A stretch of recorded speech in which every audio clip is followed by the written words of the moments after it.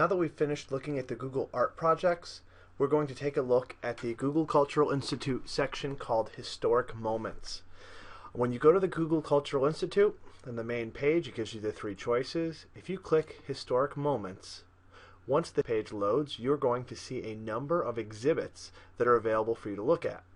If I scroll through, I can see there's a number of different ones, including this one on the Civil Rights Act of 1964. Each of these exhibits, if you click on them, will reveal a slideshow.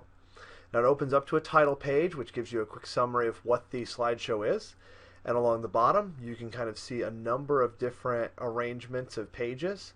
And if you click to the right, you can then advance to the next section. And what this has are examples of media that have to do with the theme of the exhibit, along with quotations and information that have been compiled as well. Any one of these things you can click on. I can click on this image, and it takes me to the actual copy of this image, where I can then add it to one of my collections if I want, or I can read the details about that specific image and what's going on it. Depending on what you're looking at and who has added this to the collection will determine how much of a description you can read here. When I'm done with this, I click the little X, and it takes me back to this exhibit, in which I can scroll through and look at a lot of different things. Here's a document. I'm looking at an authentic letter that has been scanned. I can see who sent it. I can see when it was written. I can add this to one of my collections. I can look at the details and see more about this depending on who's made the entry. It's a great way to explore different points in history and different events that have taken place. Once I'm done with this exhibit, I'm going to scroll over here on the left hand side and go back to home to take me to the Historical Moments start page, kind of the splash page of the Google Cultural Institute. From here I can actually search out different exhibits on the Historical Moments if I want. There was one I found that I thought was quite powerful, and it was called Tragic Love at Auschwitz. Now it starts off in this slideshow. When you get to this exhibit, you see the starting page is a picture of two locks of hair. And this hair is actually from the two people that the story is about. This is a tale of two people that were in Poland and then put into the Auschwitz camp.